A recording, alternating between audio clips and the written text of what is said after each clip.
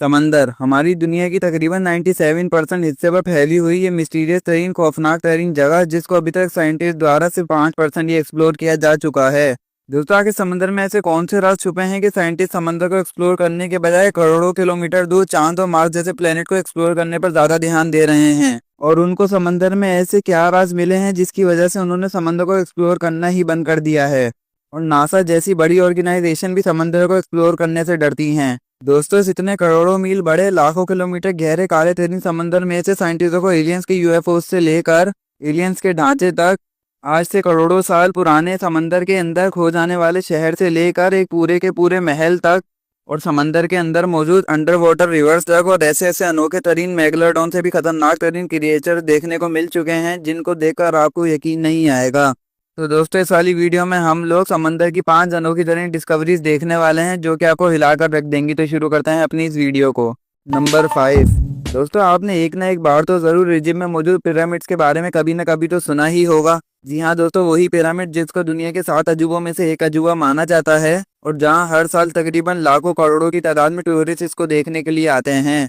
लेकिन दोस्तों अगर क्या हो मैं आपको बोलूं कि समंदर में भी एक ऐसे ही पिरामिड्स मौजूद हैं जो कि इनसे भी 10 गुना तक ज्यादा बड़े हैं। यहाँ दोस्तों ये जो पिरामिड आप अपनी स्क्रीन पर देख रहे हैं, इन पिरामिड्स को यूनागोनी मोनूमेंट कहा जाता है, जो कि समंदर की तकरीबन 490 फीट गहराई में मौजूद हैं। दोस्तों यूनागोनी मोनूमेंट तैवान के समंदर की कोस्ट के पास ही समंदर में डूबे हुए हैं, इनको पहली बार 1948 में एक्सीडेंटली स्कूबा डाइवर्स द्वारा खोजा गया था। दोस्तों ये मोनूमेंट एक मैन मेड स्ट्रक्चर है जो कि 19 फीट तक ऊंचा है। दोस्तों इस मोनूमेंट के हवाले से कुछ लोगों का ये मानना है कि ये किसी सिविलाइजेशन के हाथों से बनाए गए पिरामिड्स हैं, और वहीं दूसरी तरफ कुछ रिसर्चर्स मानते हैं कि ये एक नेचुरल फॉर्मेशन है जो कि किसी इंसान ने नहीं बनाए। जो भी हो दोस्तों, ये एक बहुत ही अजीब और इंटरेस्टिंग चीज है जिसको दुनिया भर से हर साल लाखों की तादाद में टूरिस्ट इसको देखने के लिए आते हैं। नंबर 4। दोस्तों आपने अपनी लाइफ में रिवर्स तो बहुत देखे होंगे, लेकिन आपने कभी समंदर के अंदर बहता हुआ रिवर देखा है?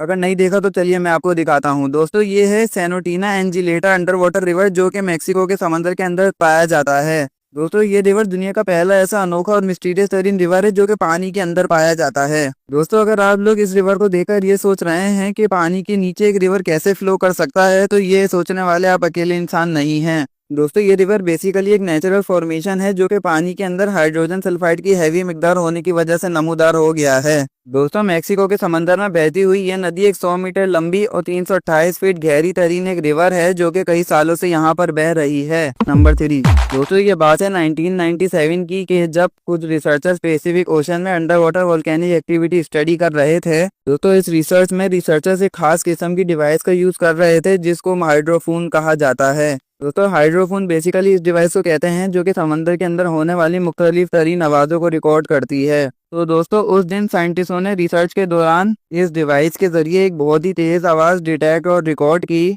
जो कि आज से पहले कभी नहीं सुनी गई थी। दोस्तों ये आवाज़ इस कदर अजीब थी कि रिसर्च टीम के सभी लोग हैरान और परेशान रह गए थे कि आखिर ये किस चीज़ की आवाज़ है। और दोस्तों इसके बाद इस आवाज़ को द ब्लू का नाम दिया गया। दोस्तों काफ़ी सालों तक ये आवाज़ एक अनएक्सप्लेन मिस्ट्री के तौर पर साइंटिस्टों को परेशान करती रही, और इस आवाज़ के मुतालिक लोगों ने अलग अलग बातें सोचना भी शुरू कर दी, जैसे कि ये आवाज़ अंडर वाटर मिलिट्री एक्सपेरिमेंट की आवाज़ थी, या फिर ये आवाज़ किसी बहुत बड़े शिप के इंजन की आवाज़ होगी, या फिर कुछ लोगों का तो ये कहना था कि ये आवाज़ किसी जायंट मिस्टीरियस तरीन क्रिएचर की है जो कि कई सालों से हमारे समंदर के अंदर ही कहीं ना कहीं दफन है। और दोस्तों इस आवाज़ के मुतालिक कुछ लोगों की ये सोचती कि ये आवाज़ किसी 100 फीट बड़ी तरीन वेल की आवाज़ है।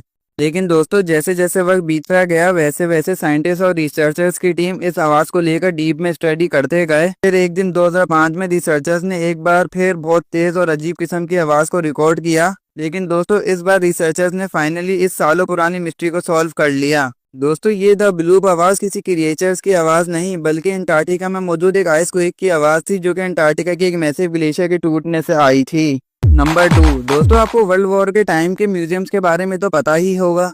जी हाँ दोस्तों, वही म्यूजियम जहाँ पर मिलिट्री का सामान जैसे रॉकेट, मिसाइल, टैंक और दीगर मिलिट्री की चीजें लोगों के देखने के लिए रखी जाती हैं। दोस्तों क्या आपने कभी अंडर वाटर म्यूजियम देखा है या फिर उसके बारे में सुना है जहाँ पर मिलिट्री का सामान भी मौजूद हो और वो अंडर वाटर हो?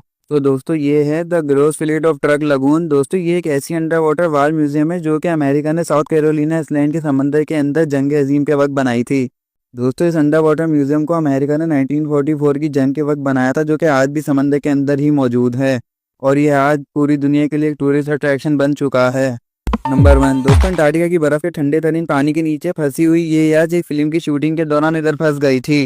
दोस्तों अंटार्कटिका के मरीना बे में एक ब्राजीलियन जर्नलिस्ट इस याच में 4 फिल्म क्रूज के साथ अंटार्कटिका की ठंडी तरीन वादियों से गुजर रहा था कि रास्ते में एक खौफनाक तूफान ने उनका सफर रोक दिया।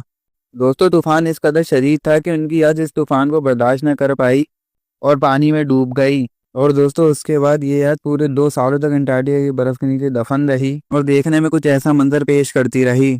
लेकिन दोस्तों फिर फाइनली 2 सालों के बाद इसको निकाल लिया गया और जब इसको निकाला गया तो इसकी हालत इतनी ख़राब हो गई थी कि इसको रिपेयर करना भी नामुमकिन था।